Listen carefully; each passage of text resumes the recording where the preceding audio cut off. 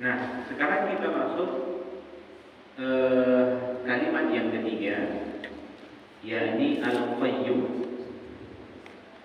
Al-qayyum.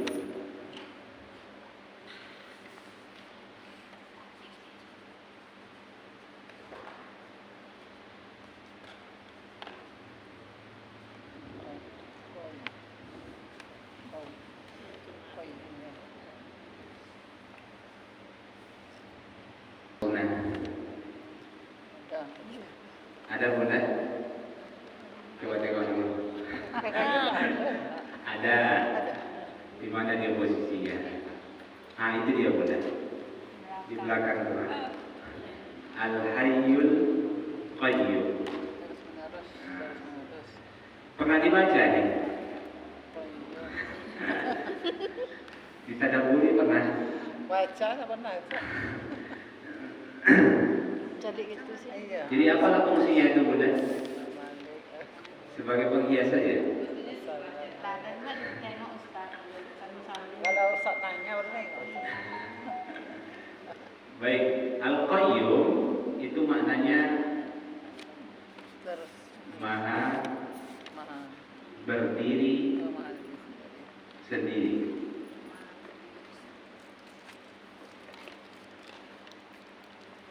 Al-Qayyum artinya maha berdiri sendiri. Kalau Al-Hayyu tadi Tidak ada awal, tidak ada akhir. maha Hidup. hidup. Maha hidup. Apa yang dimaksud maha berdiri sendiri di sini? Pertama, Allah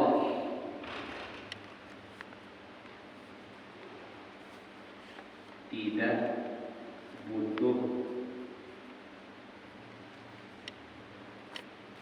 apapun.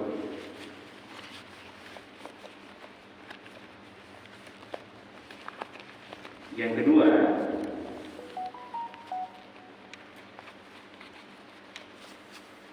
Allah menciptakan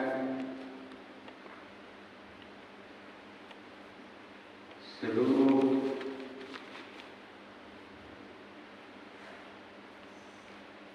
makhluknya dengan sendiri.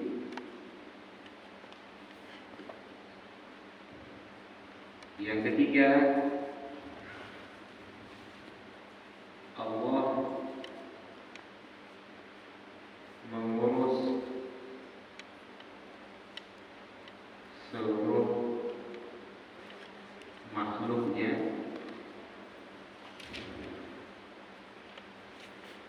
dengan sendiri. Yang keempat,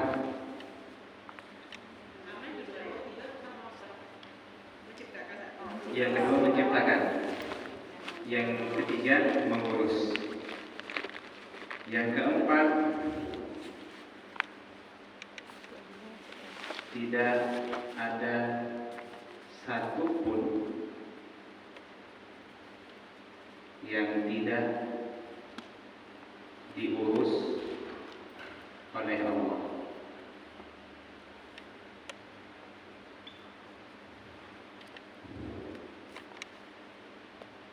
Yang kelima, seluruh makhluk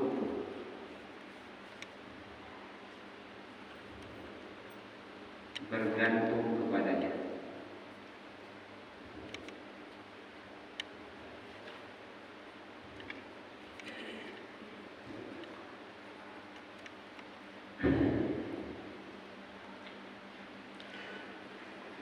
Saya baca, saya ulangi kembali. Al-Qayyum itu secara bahasa artinya maha berdiri sendiri. Adapun secara terminologi atau secara istilah maknanya sangat banyak. Satu, Allah tidak butuh apapun. Maksudnya apa Allah tidak butuh apapun? Allah tidak butuh apa saja yang ada di alam semesta ini. Termasuk Allah butuh dengan kita? Tidak. Allah butuh dengan ibadah kita? Tidak. Allah butuh dengan alam semesta ini? Tidak. Dan jangan katakan Allah butuh. Apakah Allah berhajat kepada makhluk? Tidak. Jangan katakan Allah itu ciptakan manusia lalu Allah butuh dengan manusia. Itu salah ya. Itu syirik Bunda. Syirik dari sisi sifat. Yang kedua, Allah menciptakan seluruh makhluknya dengan sendiri. Apakah kita diciptakan Allah dengan sendiri? Ya, lipat ya. Apakah Allah sendiri yang menciptakan seluruh makhluknya? Dilipatkan untuk anak. Ayo Bunda. Jawabannya iya. Kalau Bunda katakan tidak, syirik dong. Terus Ustadz, malaikat bagaimana? Lantas siapa yang menciptakan malaikat? Allah. Jelas ya Bunda? Kemudian Allah mengurus seluruh makhluknya dengan sendiri. Ustadz, yang menurunkan hujan siapa? Melalui perantara siapa? Malaikat. Terus apa maksud ini? Allah mengurus seluruh Siapa yang mengurus malaikat Bunda? Allah. Lagi-lagi Allah. Jelas ya?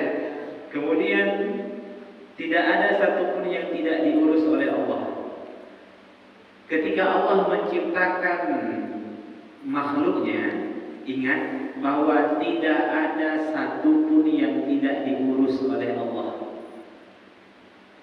Jadi jangan menganggap bahwasanya kalau kita sedang dapat masalah, kemudian kita katakan nampaknya hidupmu nggak diurus oleh Allah. Satu. Yang kedua, yang mengurus diri kita siapa? Wah, syirik dong. Yang mengurus hidup kita siapa? Allah. Yang mengurus hidup kita Allah Bunda. Yang memberi rezeki kapan kita hidup, kapan kita mati. Jelas ya? Kapan kita dapat ilmu? Siapa yang mengurus? Allah Subhanahu wa taala. Berapa miliar hewan-hewan yang ada di laut itu Allah yang mengurusnya. Berapa juta, berapa miliar malaikat-malaikat yang ada di langit itu Allah yang mengurusnya. Berapa miliar manusia yang ada di bumi ini Allah yang mengurusnya. Kapan matahari tenggelam, kapan matahari terbit itu Allah yang mengurusnya. Jelas ya? Baik, kemudian yang kelima, seluruh makhluk bergantung kepadanya. Jadi seluruh makhluk yang ada di alam semesta ini bergantung kepada Allah Subhanahu wa taala. Itulah yang dimaksud dengan Al-Qayyum. Jadi pelajarannya apa Bunda? Jika ada orang yang merasa bahwa dia yang mengurus hidupnya, syirik. Kenapa? Karena bertentangan dengan ayat ini.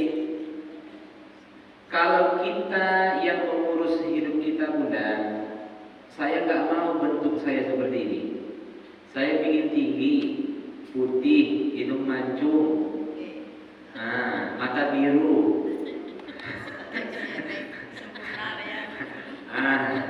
Saya ingin keluar dari rahim Raja Arab, dari rahim istri Raja Arab Saudi, tapi kita nggak bisa request kan?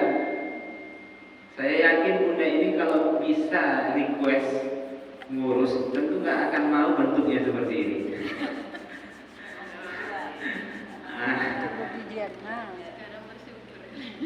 Iya, Bunda. Oke.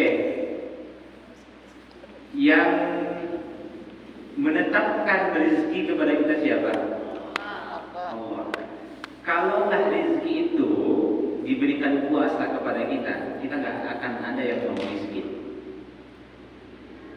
Ada yang mau miskin di sini Bunda? Ya. Nggak ada. Semuanya mau kaya. Ya.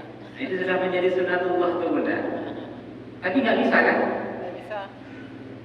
Sudah ditentukan. Berusaha kita untuk kerja mencari ini, mencari itu dan lain sebagainya, berbagai macam jualan online sudah lakukan. Nah, berbagai macam usaha, kemudian berbagai macam usaha, tapi ternyata apa tak kaya. Kalau ditanya usaha kita ini lebih maksimal daripada usaha orang-orang kaya itu, bisa dipahami? Tapi faktanya apa? Rezeki kita lebih sedikit daripada mereka.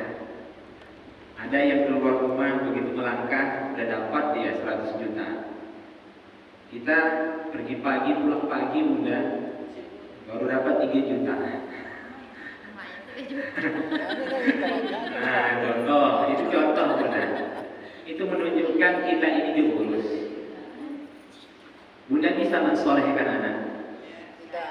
Enggak. Siapa yang mensolehkan? Allah. Allah Subhanahu wa Ta'ala.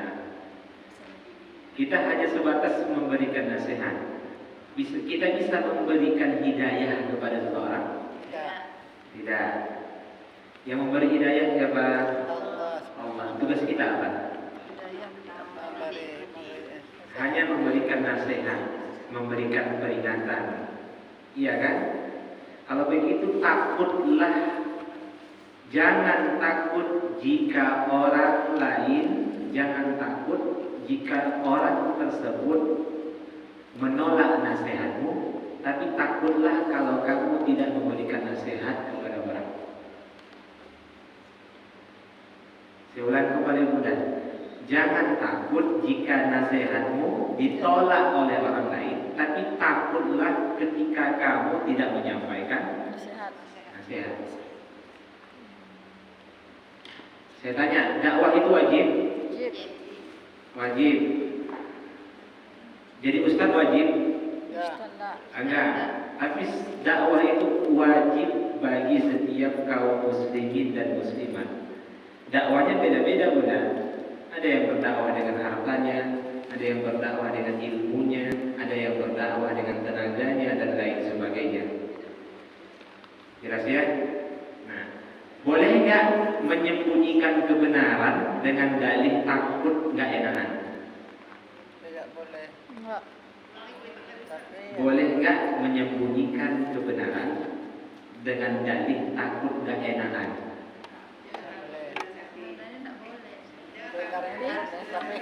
tapi dalam mendatang masih ada juga Selama ini Bunda sembunyikan kebenaran itu apa alasannya? segan. Takut tersinggung, Tuh. takut gak enakan, takut berselisih, Itu soal dia bilang soal dia. takut sakit hatinya, takut dianggap Bunda Sok. Sok-sokan. hebat. Boleh nggak seperti itu? Enggak. Nggak boleh. Nggak boleh. Kalaulah seperti itu maka Islam nggak akan sampai kemari. Ah, nggak enak lah menceramahi paman saya ini, kata Rasulullah, takut gak enakan. Nah, akhirnya Rasulullah nggak menasihati Abu Lahab. Sahabat-sahabat juga seperti itu. Kalau ujung-ujungnya takut gak enakan, maka nggak akan sampai dakwah ke kita hari ini juga. Berarti begini, ketika kita menyampaikan nasihat itu sudah menjadi sunnatullah, pasti terjadi perselisihan. Mau tidak mau Bunda akan terjadi perselisihan. Kan itu yang kita baca sering dalam surah Al-Bayyinah. Wa ma tafarraqal ladina utul kitab, sambungan, illa min ba'di ma ja'atuhumul bayyinah. Kata Allah, dan tidaklah mereka terpecah belah dari golongan ahlul kitab Yahudi dan Nasrani kecuali setelah datang kebenaran itu. Pertanyaannya, kapan orang Yahudi dan Nasrani itu terpecah belah? Setelah datang Nabi. Dulu sebelum datang Nabi, mereka bersatu. Bisa dipahami bukan? Dulu mereka sepakat menanti kehadiran Nabi. Setelah datang Nabi menyampaikan Al-Quran, ada yang beriman, ada yang tidak, ada yang mendustakan, terpecah belah. Demikian juga kita, kalau kita memberikan nasihat, pasti ada yang membenci. Nggak semua nasihat-nasihat baik kita itu diterima oleh orang lain. Dan itu resiko yang harus kita terima. Jelas ya? Baik, kita lanjutkan. Nah, Al-Qayyum ini jika kita benar-benar mengimani sifat Allah Al-Qayyum ini, maka lahirlah apa? Kita akan menyandarkan seluruh urusan hidup kita kepada Allah Subhanahu wa Ta'ala. Kenapa? Karena sesungguhnya seluruh makhluk itu tidak ada yang tidak diurus oleh Allah Subhanahu wa Ta'ala. Seorang anak yang ideal udah, anak yang ideal, kira-kira anak yang normal, kira-kira bisakah dia melupakan orang tuanya? Nah, anak yang normal ya, kenapa?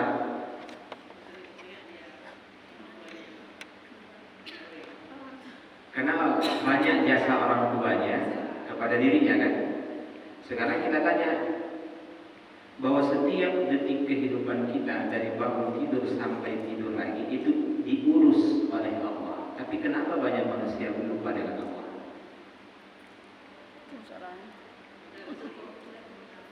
Karena dia merasa dia yang urus hidupnya udah.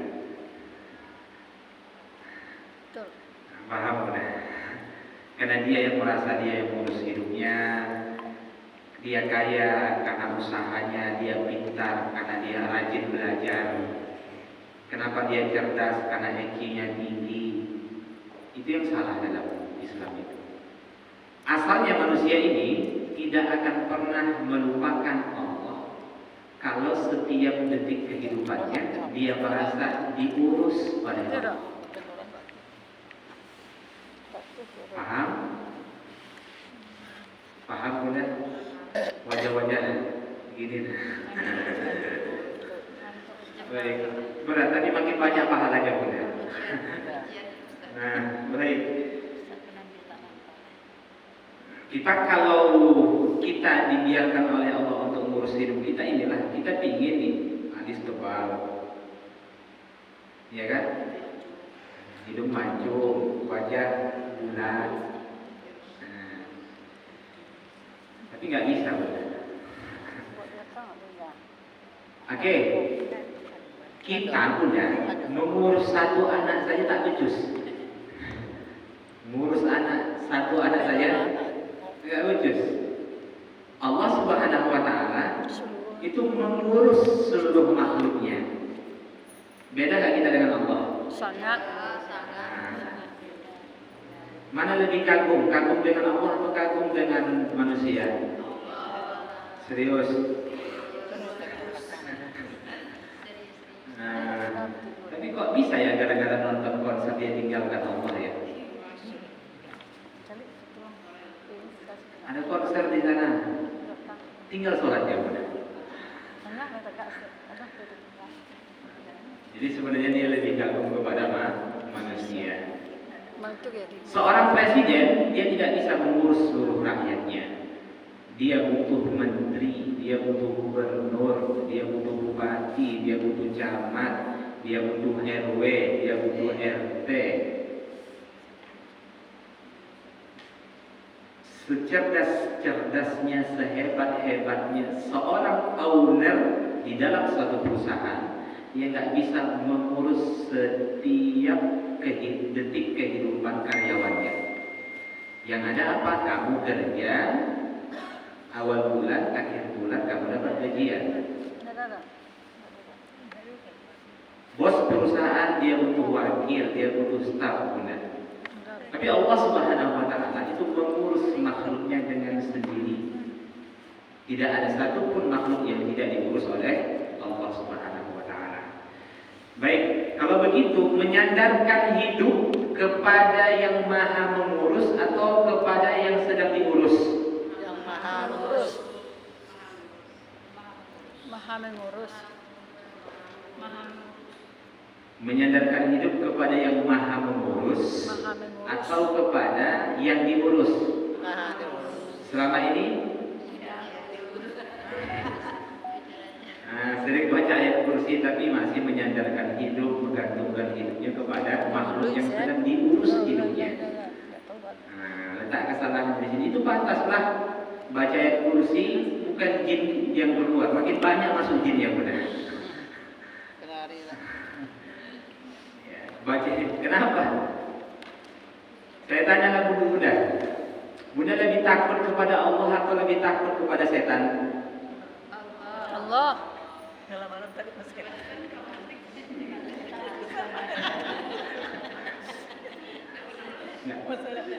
Sekarang saya tanya, itu syirik atau bukan? Syirik. Syirik kan? Syirik. Syirik nggak kalau lebih takut kepada manusia, kepada makhluk daripada syirik? Bukan. Yang layak manusia kita boleh takut kepada makhluk, tapi rasa takut kita kepada Allah wajib melebihi rasa takut kita kepada makhluk. Nggak boleh. Maka dalam Islam kalau kita membahas bab syirik, di antara contoh-contoh syirik itu adalah dia lebih takut kepada makhluk daripada Allah Subhanahu wa taala.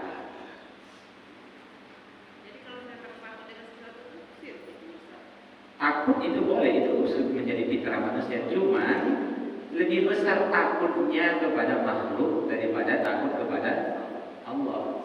Apa contohnya? Hari ini jam kerja kamu nggak boleh sholat, kata bosnya. Dia tinggalkan sholatnya. Dia takut kepada siapa? Ya bos. Kepada manusia. Itu tandanya bunda, menunjukkan dia lebih takut kepada manusia. Bunda kalau lihat setan,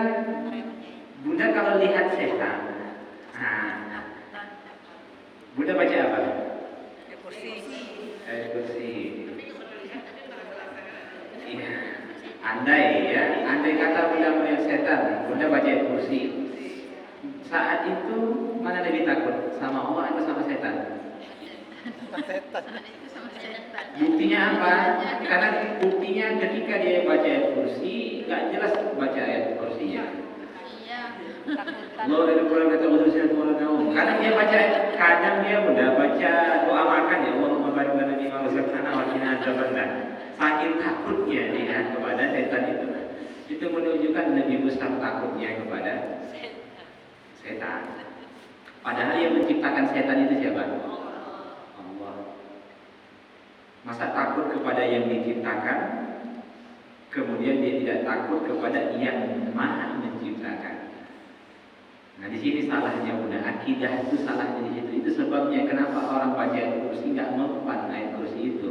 Hanya orang-orang tertentu, kurang pendalamannya, kurang renungannya, tauhidnya bermasalah. Nah tapi kalau orang-orang yang sudah kuat tauhidnya, nggak harus baca Al-Fatihah, baca ayat kursi, baca Al-Fatihah saja selesai bunda. Tapi kalau bermasalah tauhidnya, baca 30 juz dia, tetap masuk jin itu. Nah, di situ letaknya. Ya. Baik. Kita lanjutkan.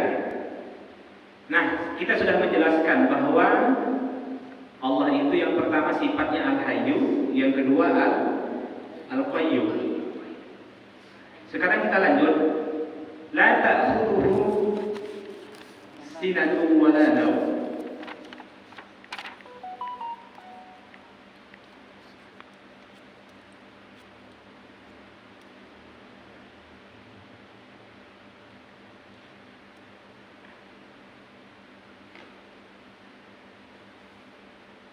La tidak ta'khudhuhu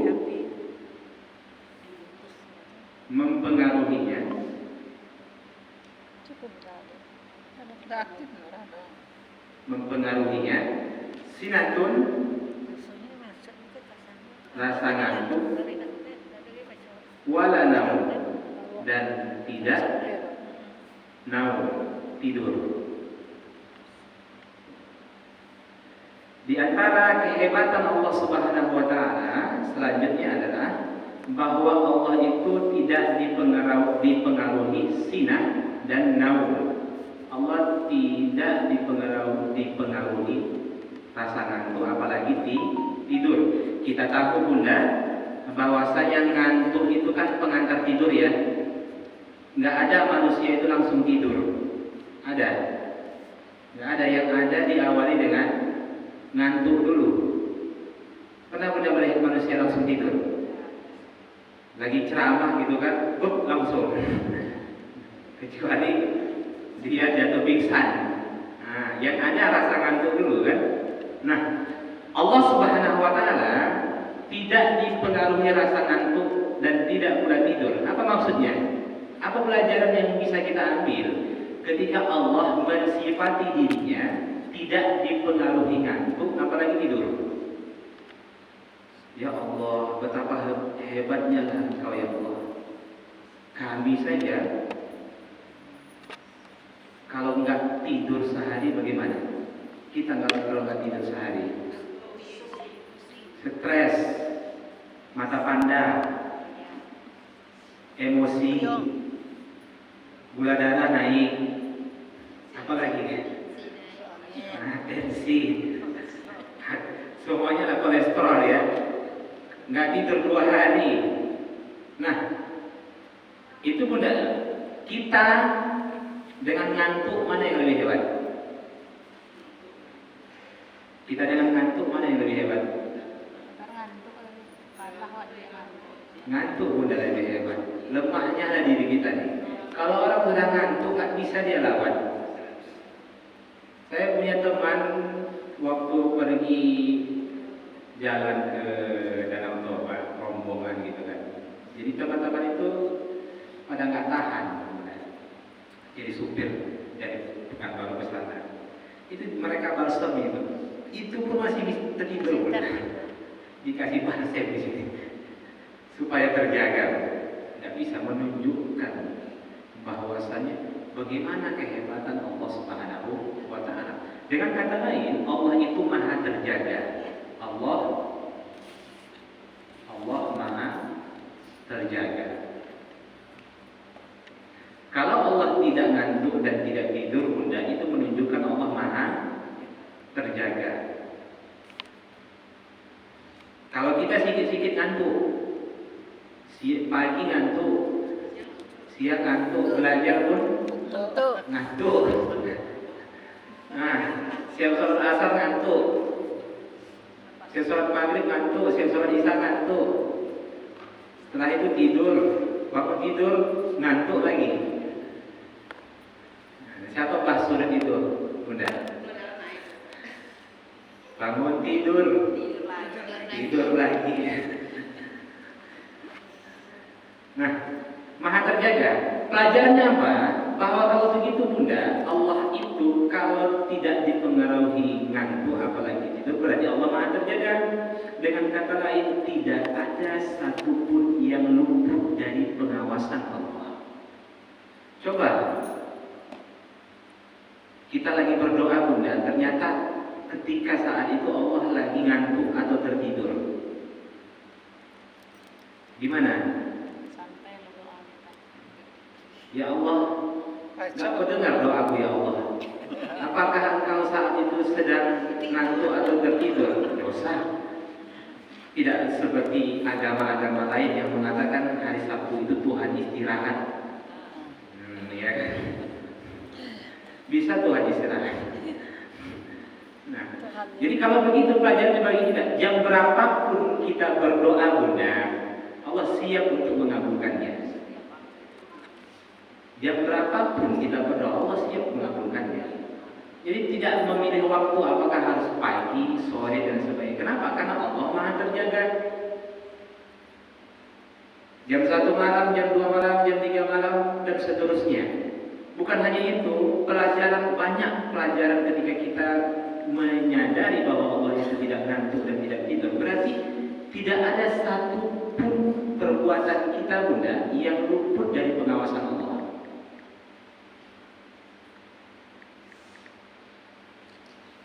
Bisa dipahami? Tidak ada satupun perbuatan yang tidak luput dari pengawasan, yang luput dari pengawasan Allah Subhanahu wa taala. Sekarang saya tanya, apakah yang ada di dalam hati kita ini Allah tahu? Tahu. Apakah dihisab? Hisab. Apa dalilnya? Kalau dalam hati tidak. Kalau dalam hati dihisab atau tidak? Hisab lah, hisab juga Ustaz. So ngeceh awak dalam hati harus hisab. Iya. Ayo. Baru sangka kita kan dalam hati. Kalau dalam hati, maksiat dalam hati, dosa atau tidak? dosa. Dosa. Nah, itu semua kan sangka dalam hati kan. Belum dihisab lagi. Tidak tahu lah. Tahu deh Ustaz tu. Ya.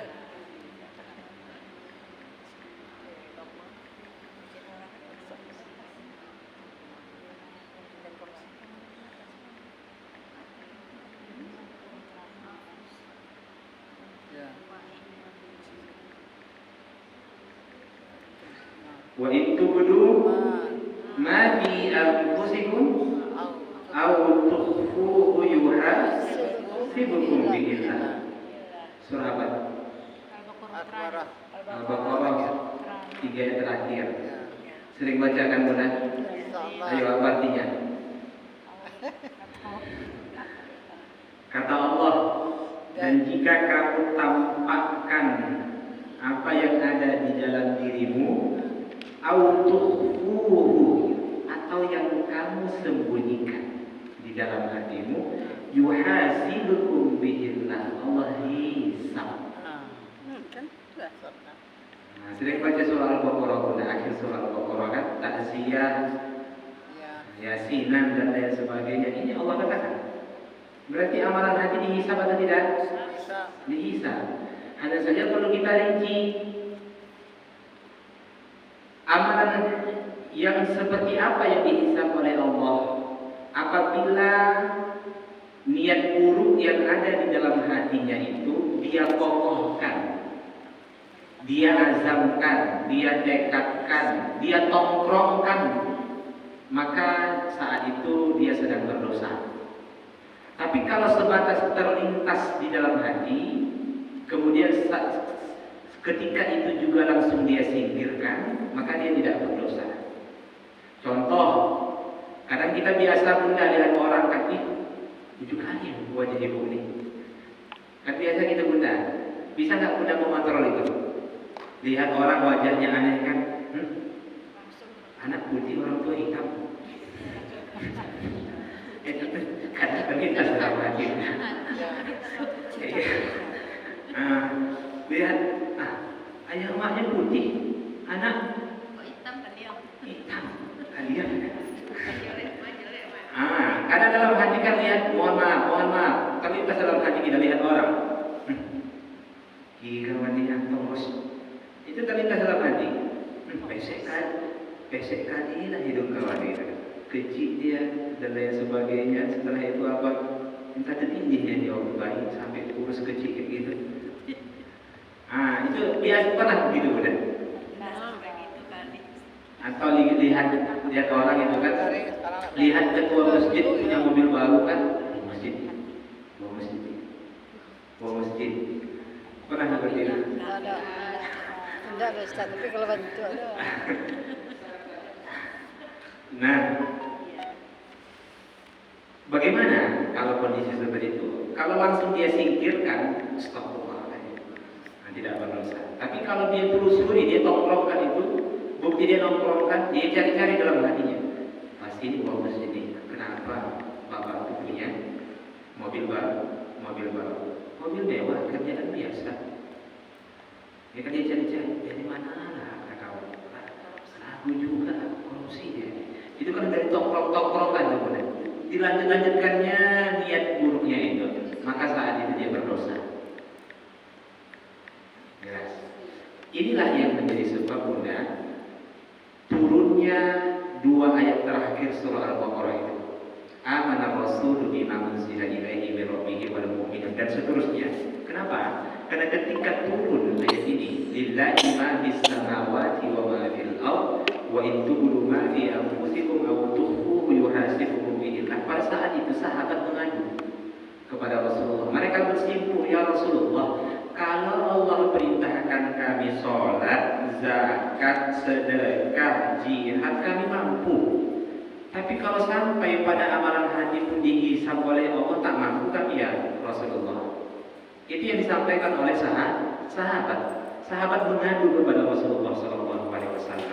Apa yang dijawab oleh Nabi pada saat itu? Ungkapan kalian ini persis seperti ungkapan ahlul kitab Yahudi dan Nasrani, yang ketika diturunkan ayat kepada mereka, mereka mengatakan sami'na wa asaina, kami dengar dan kami langgar. Maka turunlah ayat itu, qalu sami'na wa ata'na, katakan kami dengar dan kami tidak boleh seperti itu. Seakan-akan itulah yang disampaikan oleh Nabi kepada para sahabat. Jadi turunnya dua ayat terakhir surah Al-Baqarah itu karena keluhan para sahabat. Mereka tidak ingin amalan hati itu dihisab. Tapi bagaimana? Itu sudah perintah Allah. Allah katakan wa in tubdu ma fi anfusikum aw tukhfuhu yuhasibukum bihi. Yang tampak, yang zahir maupun yang batin pun dihisab. Nah, pelajarannya apa Bunda? Pentingnya kita menjaga hati. Kalau kita sadar bahwasanya Allah itu Maha melihat, Allah Maha mengetahui, maka kita akan menjaga hati kita. Hari ini orang kan sibuk menjaga amalan fisiknya, tapi tidak dengan amalan hatinya. Ya kan? Padahal amalan hati itulah yang menentukan amalan fisik itu baik atau tidak. Ungkapan yang buruk itu berawal dari hati yang buruk. Pikiran yang buruk itu berasal dari hati yang buruk. Pekerjaan yang buruk itu berasal dari hati yang buruk. Cuma masalahnya apa? Manusia saat ini lebih fokus kepada fisiknya daripada hatinya. Apa buktinya? 30 tahun hatinya kotor, tak pernah dia bersihkan.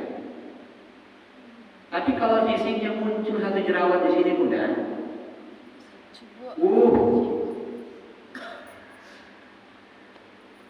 pergi dia kemana tuh Bunda? Facial, skincare, dan sejenisnya. Bagaimana agar satu jerawat ini hilang? Tapi hatinya kotor, nggak pernah dia bersihkan. Akhirnya apa? Sibuk mengumpat Pak Jokowi, sibuk mengumpat presiden, sibuk mengumpat Ustadz, sibuk mengumpadnya. Semuanya udah kenapa? Itu berawal hati. Kenapa nggak husnuzon saja kepada orang? Ada ruginya kita kalau husnuzon boleh? Tidak. Husnuzon itu pahala. Pahala sebagaimana suuzon juga berdosa. Kan gitu. Kalau begitu lebih baik husnuzon saja, prasangka baik saja kepada orang. Kalau kita punya prasangka buruk kepada orang, ternyata prasangka ternyata itu salah, kita dosa. Dia pun berdosa. Paham Bunda? Tapi kalau kita husnuzon kepada orang, andai kata husnuzon kita itu salah, ternyata dia orang jahat, perasaan kita baik, rugi bagi kita? Enggak. Dia yang menanggungkan perbuatannya. Maka fokuslah untuk menjaga amalan hati. Baik. Nah, jadi di antara sifat Allah, Allah tidak dipengaruhi ngantuk, apalagi tidur. Maksudnya apa? Allah Maha terjaga. Suatu ketika Bunda, Bani Israel itu bertanya kepada Nabi Musa, wahai Musa, coba tanyakan kepada Allah, kira-kira Allah itu pernah nggak ngantuk apalagi tidur? Jadi kalau orang Bani Israel kan bandel udah. Nah, sudah tampak mukjizat di depan mereka itu masih nyenyel lagi. Itulah orang Bani Israel. Jadi mereka bertanya, wahai Musa, coba tanyakan dulu kepada Allah, kira-kira Allah itu ngantuk atau tidur? Maka Nabi Musa memberanikan diri bertanya kepada Allah Subhanahu wa taala, dan kita tahu bahwasanya salah satu mukjizat Nabi Musa itu adalah berdialog langsung dengan Allah Subhanahu wa taala. Allah bertanya kepada Nabi Musa bertanya kepada Allah, ya Allah, apakah engkau itu pernah ngantuk atau tidur? Apa yang dijawab Allah? Allah tidak menjawab langsung, tapi Allah perintahkan kepada Nabi Musa untuk mengangkat 2 bejana. Kemudian dan 2 bejana itu tidak boleh lepas sampai pagi hari. Diangkatlah oleh Nabi Musa 2 bejana, satu di kanan, satu kiri, tapi nggak boleh jatuh. Ternyata apa? Di pertengahan malam jatuh sebelah kanan. Nabi Musa angkat, jatuh sebelah kiri. Nggak tahan, benar. Kenapa? Ngantuk, tangan capek. Menangis Nabi Musa. Sehingga Nabi Musa mengadu kepada Allah, ya Allah, aku tidak bisa menjalankan amanahmu. Apa kata Allah Subhanahu wa taala? Demikianlah Musa, kalau aku ngantuk atau tidak, maka berbenturlah alam semesta ini antara satu planet dengan planet yang lain. Matahari akan tenggelam dari barat. Kemudian apa lagi?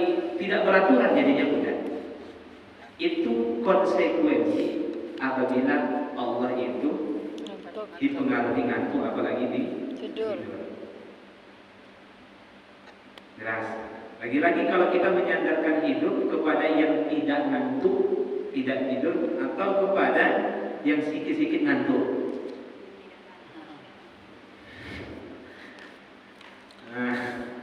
Udah tahu manusia itu lemah, mudah, masih menggantungkan hidup kepadanya.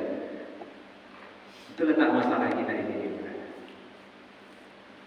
Kenapa ibadah itu cacat? Kenapa ibadah itu cacat?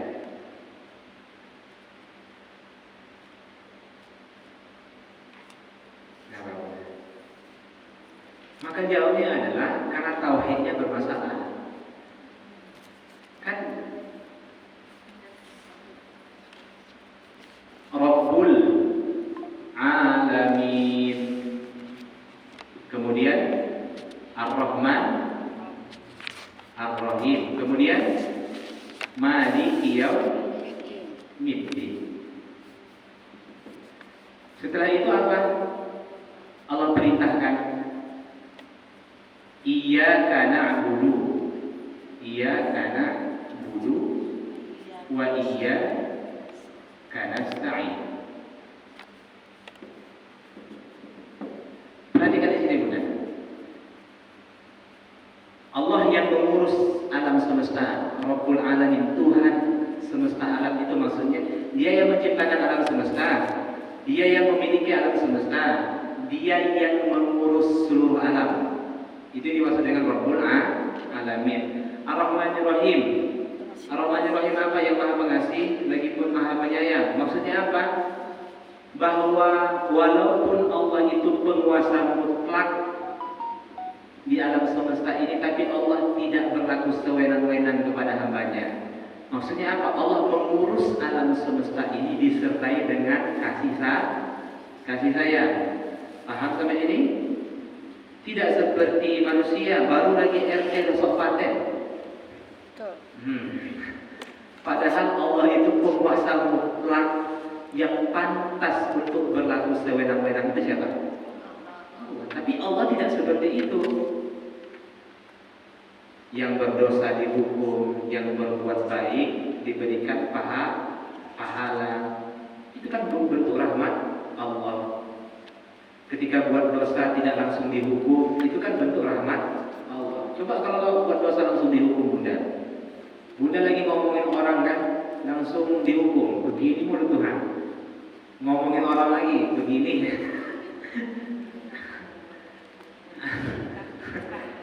Kan nggak langsung dihukum kan udah. Tapi Allah tunda, Allah kasih kesempatan dia untuk bertahu, bertaubat. Satu kebaikan 10, satu keburukan 1. Nggak dibalik gitu. Coba dibalik Allah. 1 dosa 10, 1 kebaikan 1. Kira-kira gimana? Sedangkan 1 kebaikan 10 banyak manusia masuk neraka. Apalagi kalau sempat 1 dosa 10, 1 kebaikan 1. Itu kan bentuk rahmat Allah benar. Nah, kemudian Malik Yaumiddin, dia yang menguasai hari pembalasan. Berarti kekuasaan Allah itu tidak berlanjut di dunia, tapi juga di akhirat. Paham ya benar?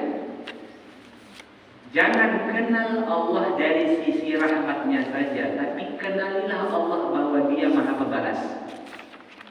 Paham? Kalau kita mengenal Allah Maha Pembalas, apa yang muncul? Takut. Kalau kita mengenal Allah bahwa Maha Kasih dan Sayang, apa yang muncul? Sayang. Sayang kan benar? Sayang. Kalau kita mengenal Allah bahwa Allah yang mengurus alam semesta ini, apa yang muncul? Harap. Kita akan berharap kan? Karena Dia yang mengurus kan benar? Harap, takut, sayang. Setelah itu Allah perintahkan hanya kepadamu kami menyembah, hanya kepadamu kami beribadah. Oke, kenapa ibadah seseorang bermasalah? Ini dia. Nggak ada takutnya udah. Kenapa ibadah seseorang bermasalah? Bisa takut, tidak. Bermasalah rasa cintanya kepada Allah. Kenapa ada orang sholat itu buru-buru, kurang rasa harapnya kepada Allah? Ya kan? Kenapa ada orang yang beribadah, setelah beribadah dia bermaksiat, bermasalah rasa takut? Coba kalau ibadah itu dilandasi rasa cinta, bagaimana kira-kira? Seseorang itu akan menikmati ibadah. Tapi bagaimana kalau seseorang itu beribadah kan dihantui rasa takut saja? Kira-kira apa dampak negatifnya? Tak nyaman lagi. Kalau dia beribadah, contoh sholat yang tertanam di dalam dirinya hanya takut saja kepada Allah, apa dampak negatifnya? Tidak banyak syarat juga. Yang penting sudah melaksanakan kewajiban. Akhirnya apa? Salah aja deh. Dia nggak berusaha untuk memaksimalkan sholatnya, karena dalam hatinya yang penting jangan sampai masuk neraka. Muncullah ungkapan-ungkapan, tak apa-apalah Ustaz, yang penting jangan masuk neraka. Terserah kalau masuk surga itu surga terendah jadilah. Bahkan ada yang mengatakan transit di neraka tak apa-apalah. Nah, yang penting kan pada akhirnya masuk surga. Itu ini masalahnya. Jadi begini, seakan-akan Allah mengatakan enggak, Allah itu tidak mau kita menyembahnya tanpa kita mengenalnya. Paham? Saya ulang kembali. Allah itu tidak mau kita menyembahnya tanpa kita mengenalnya. Ketika kita kenal bahwa Dialah yang mengurus hidup kita, Dia yang begitu sayang kepada kita, melebihi sayangnya seorang ibu kepada anaknya, tapi di sisi lain Dia juga Maha Pembalas, maka lahirlah ibadah yang benar. Kalau dia berdoa, dia tidak lagi berdoa kepada selain Allah. Kenapa? Karena dia tahu bahwa yang mengurus hidupnya siapa? Allah. Nah, jadi ayat itu dan tidak cukup hanya sebatas dibaca. Itulah sebabnya kenapa Allah tahu di dalam surah Al-Fatihah itu. Karena ini dia Bagaimana mungkin di awal surah Al-Baqarah apa? Alladzina yuqimunas shalah. Setelah itu apa? Zakat. Dalam surah Al-Baqarah itu kan bicara tentang gadai, waris, hukum keluarga, kisos, iya kan? Kira-kira bagaimana supaya itu benar? Ini nih kuncinya. Mana mungkin melencengnya niat ibadah itu udah saya lihat. Kenapa kalau ada orang beribadah tapi melenceng niatnya, bukan untuk Allah tapi untuk dunia?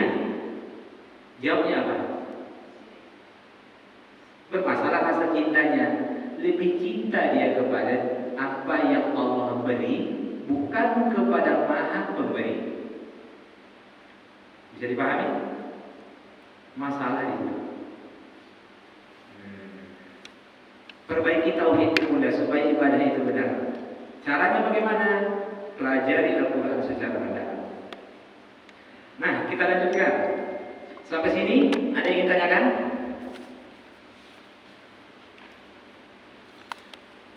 Jadi jangan sampai ada perasaan-perasaan nampaknya Allah engkau tidak sedang mendengar doaku. Nampaknya Allah ketika kita punya masalah muncul perasaan, apakah kau lihat aku saat ini sedang dapat masalah ya Allah? Perasaan-perasaan itu dosa kan? Dosa. Apakah engkau istirahat ya Allah sampai masalahku saat ini belum lagi kau berikan solusi, belum kau berikan pertolongan. Nah, ya kan? Padahal suamiku seorang sedekah, rajin menabung, berbakti kepada orang tua. Nah.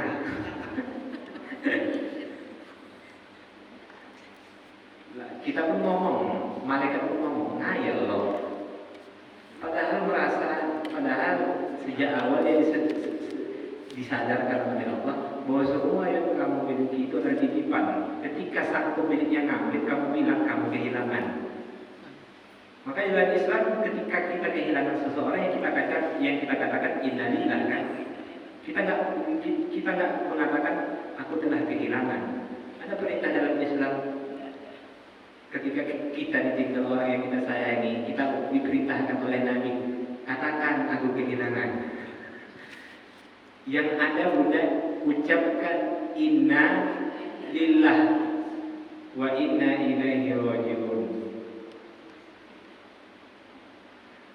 Nah, paham ya? Baik. Jadi kesimpulannya apa Bunda? Nanti kita akan sampaikan nanti intisarinya. Yang penting paham dulu alur ceritanya. Ya, intisarinya nanti akan kita diktekan. Milik Allah segala apa yang ada di langit dan apa yang ada di bumi. Kalau tak milik Allah, berarti Allah menguasainya seluruhnya. Dan kita pun tidak boleh merasa memiliki di dalam hidup ini. Bukti kita bahwasanya mengimani ayat ini, kita akan menggunakan seluruh nikmat Allah itu sesuai dengan kehendaknya, sesuai dengan maunya. Maka menimbang-nimbanglah sekarang Bunda. Ini saya keluarkan harta ini, kira-kira baik enggak untuk akhirat saya? Kalau enggak baik, ganti. Kemana harus disalurkan uang itu? Itu bukti kita mengimani ayat ini. Ketika Bunda ingin makan sesuatu, kira-kira makanan ini sesuai dengan maunya Allah kan? Ternyata dicek-cek, ini bukan sesuai dengan maunya Allah, maka dia tidak akan makan. Itu bukti bahwasanya dia menimbang-nimbang atas setiap apa saja yang dia lakukan. Kan salah satu rukun iman yang kelima itu apa? Percaya kepada hari akhir ya. Bunda percaya kepada hari akhir? Percaya. Orang yang percaya kepada hari akhir itu dia selalu menimbang-nimbang apa saja saja yang dia lakukan dalam hidup ini baik nggak untuk hari akhirnya? Apakah sudah percaya? Belum lah. Kalau masih mudah saja menggunakan nikmat itu dalam keburukan, ini nikmat Allah udah. Masih ngomongin orang, berarti dia nggak percaya kepada hari akhir. Paham udah? Orang kalau percaya pasti apa saja yang dia lakukan dalam hidup ini dia selalu menimbang-nimbang untuk hari akhirnya. Percaya kepada malaikat. Percaya? Ya. Percaya itu kan artinya apa? Yakin kan? Al-imanu itu maknanya al-yakin, yakin.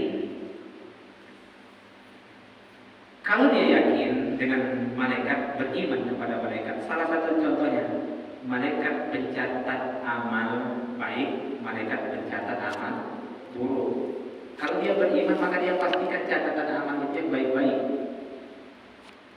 Ya benar? Bukan yang buruk. Berarti belum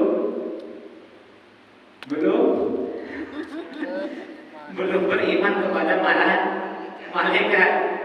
Mudah ngomong iman itu udah iman kan. Baik. Lanjut, lahu ma fis samawati wa ma fil ardh. Man dzal ladzi yashfa'u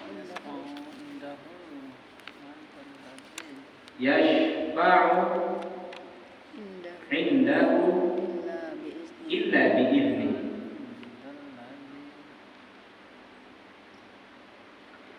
Siapa yang dapat memberi syafaat?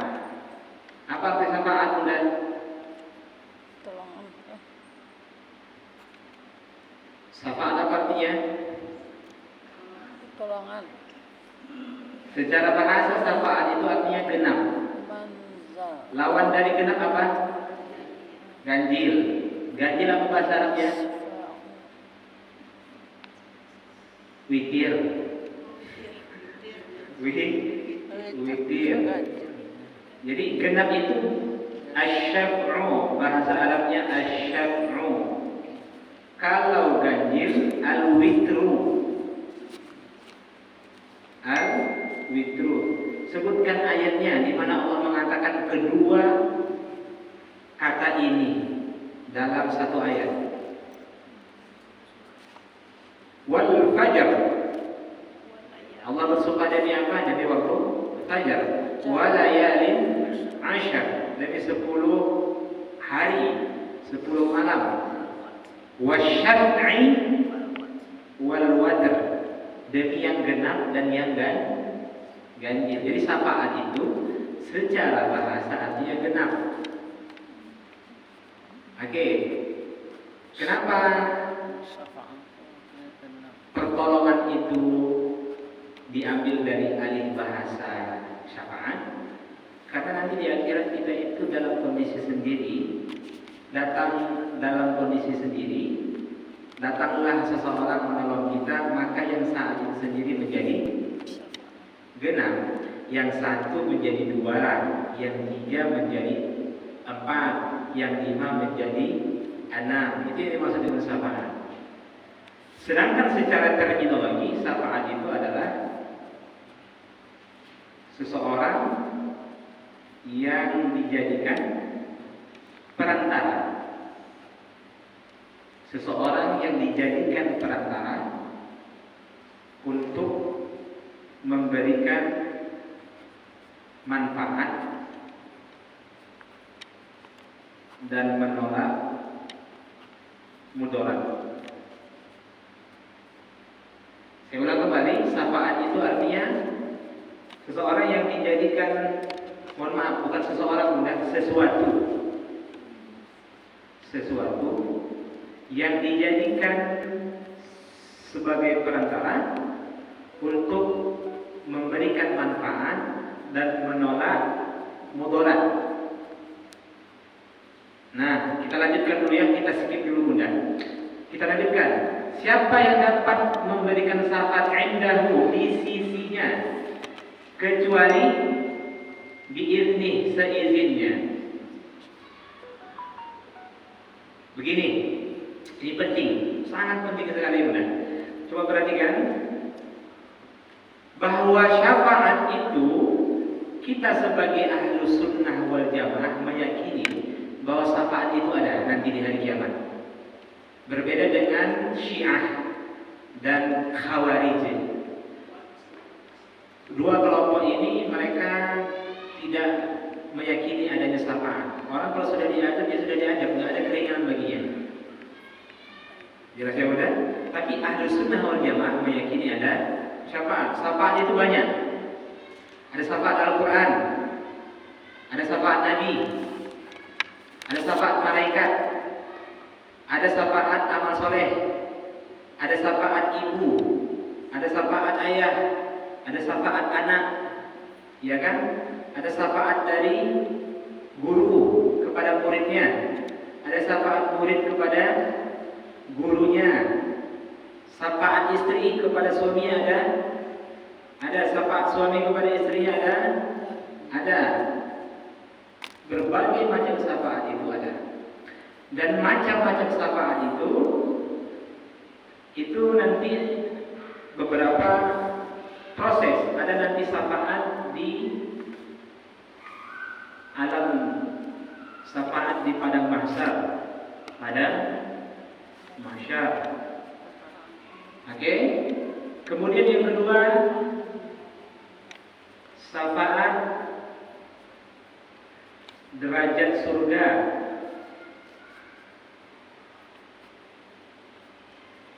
Contoh mudah, di padang mahsyar nanti orang ada yang dibanjiri keringat di bawah terik matahari yang begitu panas, kemudian berdiri, lalu dalam waktu yang sangat lama manusia akan meminta syafaat kepada para nabi, namun tidak ada yang bisa memberikan syafaat sampailah kepada Nabi Sallallahu Alaihi Wasallam. Jika Nabi memohon pertolongan kepada Allah Subhanahu Wa Taala agar disegerakan pengadilan, maka ditegakkanlah pengadilan. Itu syafaat pertama Nabi. Berarti syafaat di padang mahsyar ada. Syafaat derajat surga. Contoh, seorang anak harusnya surga di bawah, ayahnya surganya di tingkatan ketiga. Contoh di Bunda. Maka anak ini naik nanti ke sini. Reunian Bunda. Bisa dipahami? Ayah emaknya masuk surga, tapi surganya itu contoh di tingkatan surga yang nomor 3. Ternyata anaknya itu tidak mampu mengimbangi amal orang tuanya. Kemudian anak tersebut posisinya di derajat surganya di mana? Di bawah. Bagaimana mereka supaya ternyata orang tuanya, ya Allah, saya ingin anak saya itu satu surga dengan saya, maka naik derajat surga. Itu namanya. Kemudian ada syafaat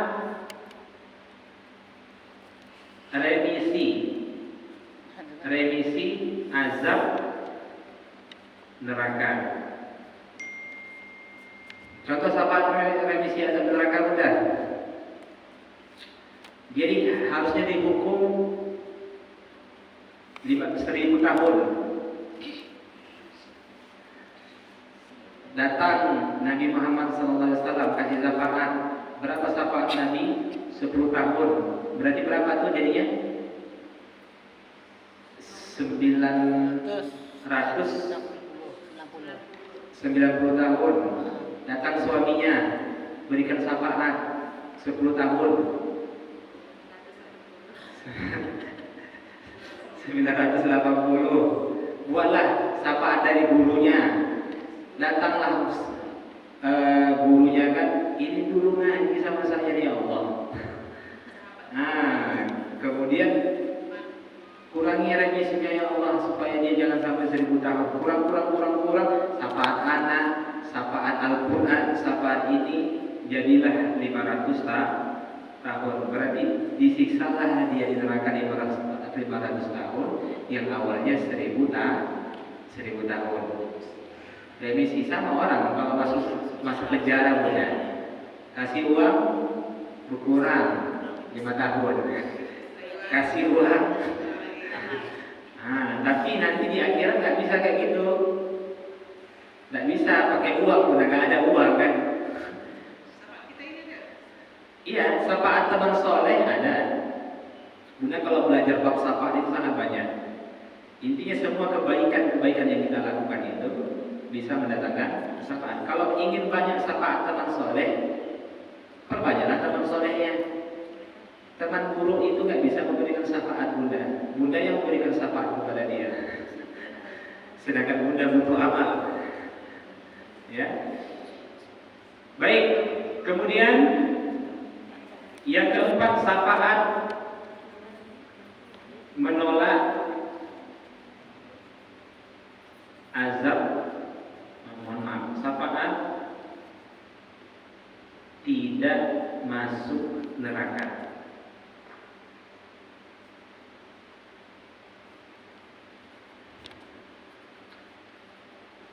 Kalau yang nomor 3 remisi azab neraka, sedangkan nomor 4 dia harusnya masuk neraka. Tapi karena ada syafaat nggak jadi dia masuk neraka, sehingga Allah masukkan dia ke dalam surga. Nah ini macam-macam syafaat ada di padang mahsyar, derajat surga, remisi azab neraka, dan tidak masuk neraka.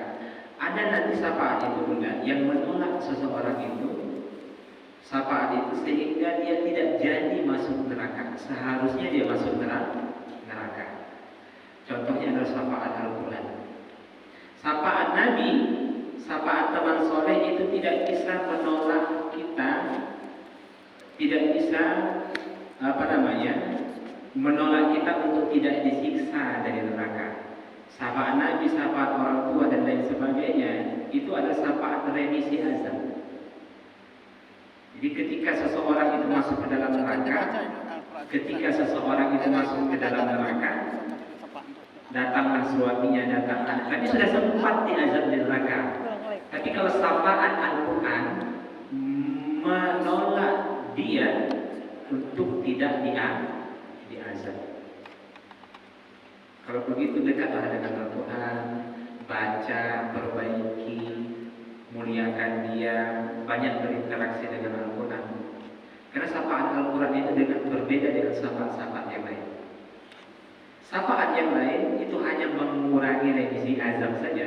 Tapi kalau seseorang nanti mendapatkan syafaat Al-Quran di hari kiamat, tertolak dirinya untuk masuk ke dalam neraka. Untuk membedakan bahwa kalam Allah itu lebih mulia, syafaat Allah itu lebih mulia dari syafaat-syafaat yang lain. Tapi yang menjadi catatan penting di sini Bunda, perhatikan. Setelah kita jelaskan ini, kata Allah, siapa yang dapat memberi syafaat di sisinya kecuali dengan seizinnya. Maksudnya apa? Tak berlaku semua syafaat itu kalau Allah tidak izinkan. Paham udah? Karena syarat syafaat itu ada 2. Satu, Allah izinkan pemberi syafaat. Yang kedua, Allah izinkan yang diberi syafaat. Yang ini namanya dalam bahasa Arab asy-syafi, sedangkan yang kedua ini adalah al-musyfa' lahu. Yang nomor 1 pemberi syafaat, yang kedua yang diberi syafaat. Contoh nih, kita berikan contoh mudah. Edi, kata Allah. Ini contoh ya mudah, jangan diambil serius ya. Edi, kata Allah, aku berikan kepada kamu wewenang untuk memberikan syafaat. Berarti Allah izinkan saya untuk memberikan syafaat nanti di hari kiamat. Kemudian, oke ya Allah, terima kasih, alhamdulillah, saya ingin menyelamatkan istri saya. Kata Allah, saya tidak izinkan istrimu untuk diberi syafaat. Karena syaratnya apa? Yang diberi syafaat juga diizinkan oleh Allah. Paham udah? Cari istri yang lain. Saya carilah istri yang lain udah. Saya cari istri yang lain, ternyata Allah izinkan syafaat saya itu kepada istri kedua, tidak pada istri pertama. Berarti yang mendapat syafaat siapa? Istri kedua. Jelas benar? Saya izinkan kamu memberikan syafaat.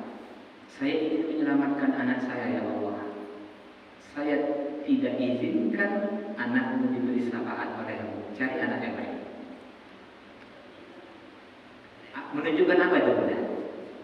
Apa yang bisa kita ambil pelajaran itu dari situ? Semuanya atas kehendak Allah. Hak mutlak di tangan Allah. Kalau begitu, bolehkah kita bergantung dengan amal soleh seseorang? Nggak bisa, nggak ada jaminan mereka bisa memberikan syafaat kepada kita. Jelas ya? Jadi kalau begitu, niatkan ibadahmu untuk Allah. Jangan niatkan ibadahmu kepada selain Allah, karena orang tersebut tidak bisa menolongmu nanti di hari kiamat. Sedangkan malaikat punya yang paling taat dengan Allah, paling suci, wakan min malakin, kan itu disebutkan mudah. Di dalam surah Az-Zumar kalau tidak salah, Allah mengatakan betapa banyak malaikat-malaikat yang ingin memberikan syafaat nanti kepada hamba-hamba Allah di hari kiamat, tapi nggak bisa. Itu malaikat taat, seumur hidup mereka itu tidak pernah melakukan dosa. Itu pun tidak bisa menolong hamba-hamba Allah. Apalagi yang model-model macam kita ini. Sekarang ini banyak pula ustaz obrol surga. Kalau mau masuk surga ke sini, di sana nggak surga.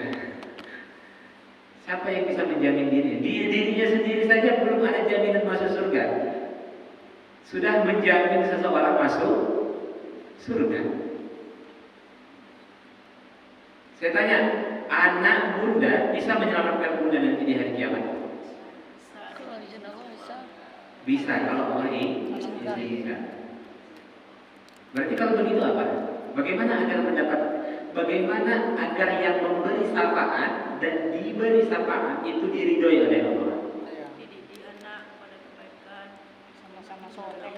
Sama-sama soleh. Kalau ingin reunian di surga bunda sama-sama soleh, hari ini enggak. Masukkan anak ke pesantren. Setelah itu apa? Kenapa Pak nggak sholat? Anak saya Ustadz 5 pesantren, 5 hafal Quran. Sudah ada tabungan saya di akhirat. Jadi nggak perlu saya sholat. Neraka sama dia udah.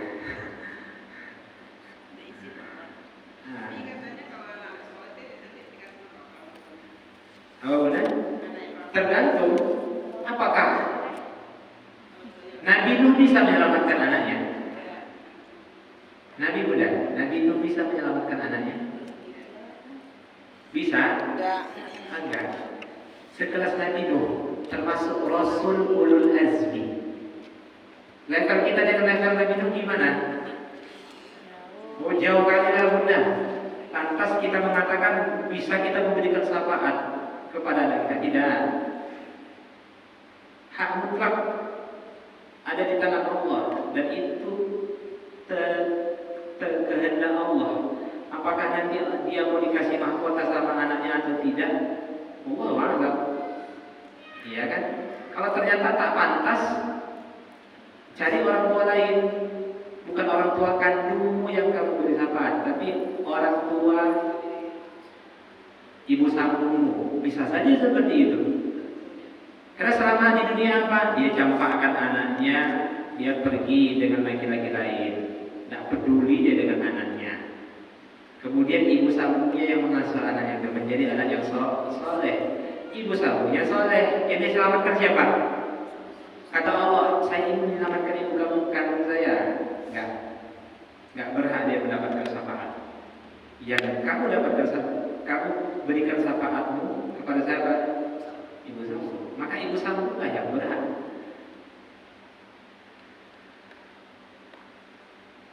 Jelas benar. Jadi kalau ingin reuni di surga sama-sama soleh, tiketnya harus sama. Jangan sampai kita simpati dia XL. Susah udah. Kalau mama pergi duluan ya. Ini tiket untuk ke Bukit Tinggi. Bunda pesan tiket ke Jawa, mana ketemu? Paham ya? Tapi ibu kita itu kan menyusul kan? Begitulah sebenarnya. Dalam pandangan Islam Bunda, ketika ada orang-orang yang kita sayangi seperti ibu kita telah meninggalkan kita, iya kan? Dia bukan lenyap, dia bukan musnah, hanya berpindah alam. Dan kita sebagai orang yang beriman yakin bahwa suatu saat kita juga akan ke sana. Yang penting tiketnya sama. Yang penting tiketnya sama. Ibu kita duluan, kita suruh ke Bukit Tinggi. Tiketnya ke Padang, ke Bukit Tinggi. Tiket kita pun kemana? Bukit Tinggi. Nanti di Bukit Tinggi kita ketemu. Iya kan? Tapi kalau Bunda ke Bukit Tinggi, Bunda kasih orang tua Bunda tiketnya ke Jambi, ke Medan, nggak ketemu lah. Paham ya? Jadi begini, Nabi bisa menolong kita Bunda.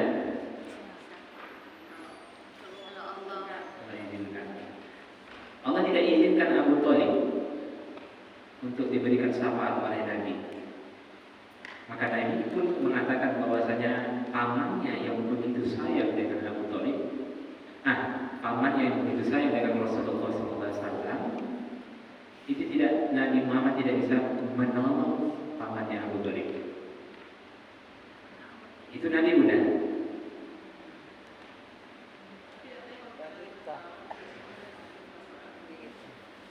Sholawat itu harus diikuti Bunda. Nggak cukup dengan sholawat saja. Iya. Mengikuti sunnah Nabi. Banyak sholawat tapi perilakunya tak sesuai dengan sunnah Nabi, sama saja. Yang betulnya gimana bacaan selawat? Sholawat itu berbeda-beda Bunda. Kalau di dalam sholat, pendapat yang paling kuat tidak boleh menambah sayyidina. Tapi kalau di luar sholat boleh ditambah sayyidina. Paham ya? Nah, jadi Bunda kalau di dalam sholat lebih dalam bentuk kehati-hatian, jangan tambah sayyidina. Bukan nggak boleh pakai sayyidina, tapi saya menyarankan dalam bentuk kehati-hatian, karena berdasarkan hadis shallu kama ra'aitumuni usolli. Sholatlah kamu sebagaimana kamu melihat aku sholat. Tapi kalau di luar sholat, silakan tambah sayyidina.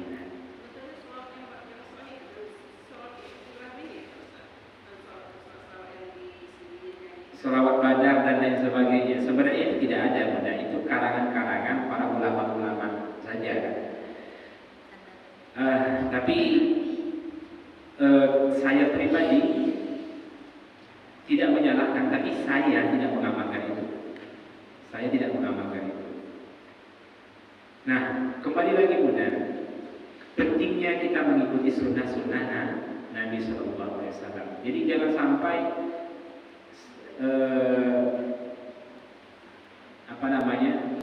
buat acara sholawatan, tapi dalam sholawat itu tidak mengikuti sunnah Nabi.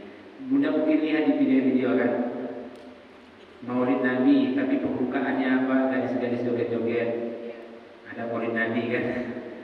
Maulid Nabi, begitulah mereka cara memperingati Maulid Nabi itu.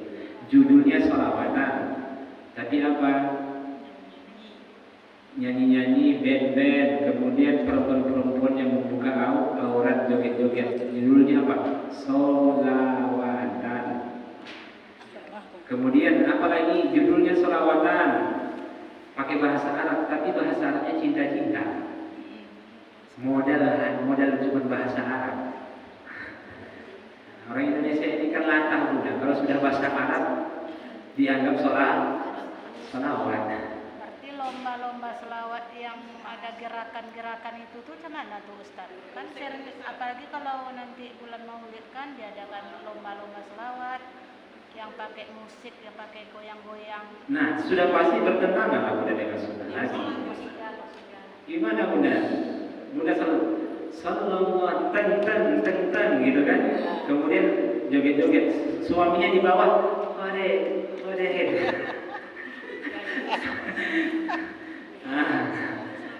Istrinya joget-joget di atas, suaminya di bawah. Tengok Tuhan istriku. Jadi dayus. Ya boleh tuh. Nggak ada rasa cemburunya Bunda. Jadi kalau selawat yang untuk zikir sehari-hari mana yang benarnya Ustaz? Salawat zikir sehari-hari Iya. banyak Bunda. Allahumma sholli ala Muhammad wa ala ali Muhammad. Kemudian itu tidak ditambahi dan tidak dikurangi. Kalau ingin ditambahkan dengan yang lain, Allahumma sholli ala Muhammad wa ala alihi wa sahbihi ajma'in. Boleh. Kalau ingin menambahkan salawat-salawat yang lain pada istri Nabi, pada keluarga Nabi dan lain-lainnya, itu boleh, tapi jangan dilakukan di dalam sholat.